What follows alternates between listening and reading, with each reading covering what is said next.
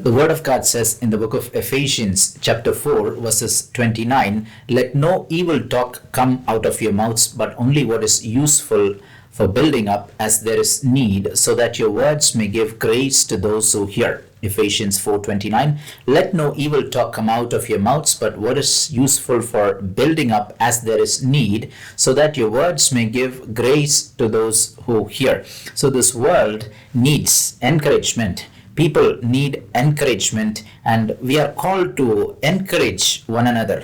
We are called to lift up one another through our words. Now, for this to happen, we ourselves, we need to be encouraged first. So we have to be positive on the inside for us to encourage people who come to us. And how do we find our encouragement? We see the answer in the book of Romans, chapter 15, verses 4. How do I find my encouragement? How do I get that strength that I need, that I'm looking for? Romans 15 verses 4, the Word of God says, "For whatever was written in former days was written for our instruction, so that by steadfastness and by the encouragement of the scriptures we might have hope." So Romans 15 verses 4, "For whatever was written in former days was written for our instruction, so that by the steadfastness and by the encouragement of the scriptures we might have hope." So there are many roles that the Word of God plays in our life. The Bible, that we call it, plays many roles. So when we are reading the scriptures every day, there are many things that happen to us, and one of them is that God is encouraging us through the Holy Scriptures. God is strengthening us through His Word, which we need every day. So we are faced with life situations, we are faced with negative situations that sometimes brings that negativity in us. We are downcast, and we need to be strengthened, and we need to be lifted up. And also, once we are strengthened, once we are lifted up, we need to go around and see how we can lift up other people through our words. And that is what the opening verse that I shared with you, which is from Ephesians 4:29, "Use the gift of speech for encouraging one another." Use the gift of speech for encouraging the people that God has put in our lives, put in your life. Now, I'm reminded of a story that I read, that I saw on Facebook. It was an image that I read on Facebook, a caption, image with a caption, and that tells us the importance of encouragement, how encouragement can help one another. Now, the story is about elephant, a mighty elephant, and this elephant was a battle elephant, and this elephant was always taken to battle whenever the king would go out to battle. It was his favorite animal, and he would always ride on this elephant, and this elephant was very successful in battle. The elephant would crush the enemies and would always bring victory to the kingdom. And this elephant was the most favorite animal of the king, and the king would always favor going out with this elephant whenever he went for a battle. But over time, this king became old, and so also the elephant also became old. So the king decided not to send the elephant out to battle anymore, not to send the elephant out for war anymore. So the king also never went for the battles, and the elephant also was tied in his palace, but he still loved the elephant very much. But one day, this elephant was out in the river.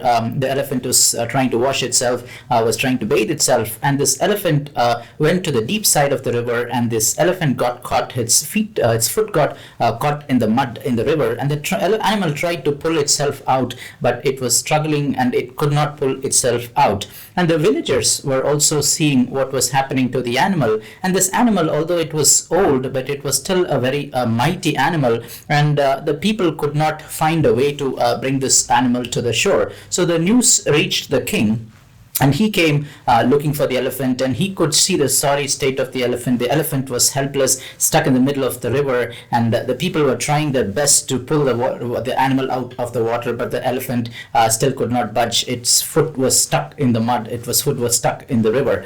And at that time, a commander of the army who came to know about this elephant had an idea, and he suggested his idea to the king. This was the suggestion given by the commander. The commander said, "Let's all let's bring our band, let us bring all the musicians, and let us all raise a battle cry. Let us all raise a war cry. Let the drummers beat the drums, and let the musicians blow their trumpets, and let us all in unison, let us all raise a battle cry. And that would encourage the animal, and let's see what happens. And that is what they did. They brought all the musicians, the drummers, the people who played the trumpets, and they all raised a loud shout, and they brought the scene of the battle to that river. And when this elephant heard the encouraging sound of the battle, the elephant was reminded of those good old days when it had the power and the strength to fight the defeat. And that was the atmosphere that the elephant was looking for. And when this encouraging sound started to raise in its ears, this elephant freed itself from the water, and the elephant was saved from a tragedy that day. So when I read this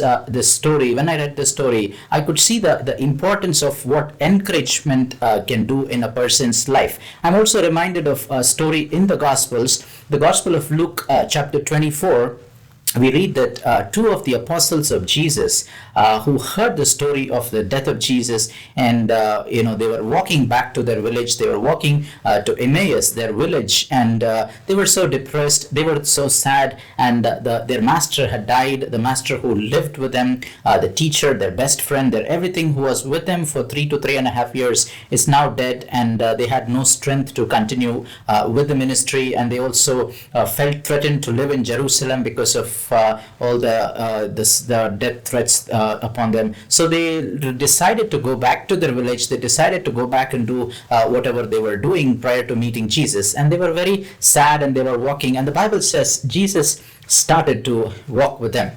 The resurrected Jesus started to walk with them, and Jesus began to speak to them. Jesus began to encourage them with the word of God. Jesus began to speak to them from the Old Testament. Jesus strengthened them and encouraged them with the word of God. And as a result, these people were strengthened and encouraged. And they, if you read the end of the story, they see that they are on their way back to Jerusalem. They no longer are going back to the village. So encouragement, the words of encouragement can lift up a person's heart. We need encouragement, and the people around us need encouragement. We can feel encouraged by listening to the word of God, by reading the word of God, by meditating on the word of God. And the people around us can be encouraged by the words we speak, by the encouraging and positive words that we speak. So God, dear brothers and sisters, is a great encourager, and He is encouraging us through His word and through His Spirit. And we are also called to encourage one another, the people in our lives, through our positive words. And this encouragement can go a long way to lifting up a person, lifting up this person from sorrow and gloom, and bringing positivity into their lives. And with that, dear brothers and sisters, I will close this message. I will once again repeat the word of God that I shared with you in the beginning of the talk. We have two verses, one from the book of Romans 15 verses 4, from where and how we find our encouragement. We read in Romans 15:4, for whatever was written in former days was written for our instruction, so that by steadfastness and by the encouragement of scriptures we might have hope. And again, we read in the book of Ephesians chapter 4 verses 29, the word of God says, let no evil talk come out of your mouths, but only what is useful for building up as there is need, so that your words may give grace to those who hear. So the situations around us, there is job loss, there is people losing homes, people experiencing death in their family, loved ones are dying, people falling sick, economy is collapsing, and there is so much of negativity around us, and this world can definitely take some positive words, encouraging words from us. Now, as people listening to this message, I want to share that preaching the word is not the job of just a few individuals, but every person is called to evangelize. If you are a baptized Christian, if you are a baptized Catholic, you have an obligation to preach the word of God. You have an obligation to encourage one another with your words. You have an obligation to evangelize this word. So do not neglect this call. Do not neglect this ministry, but preach to one another. Become the witnesses of Jesus Christ with the power of the Holy Spirit. Become the witnesses of Jesus Christ, beginning with your homes, at your workplace, with your friends, with your neighbors, and then, God willing, to the far ends of this world.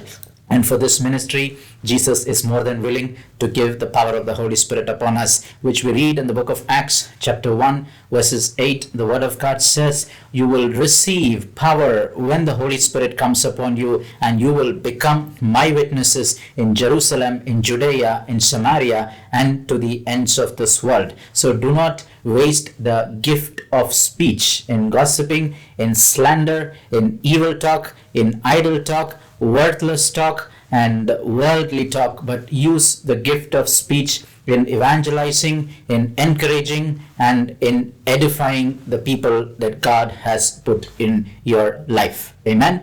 God bless you. Praise the Lord.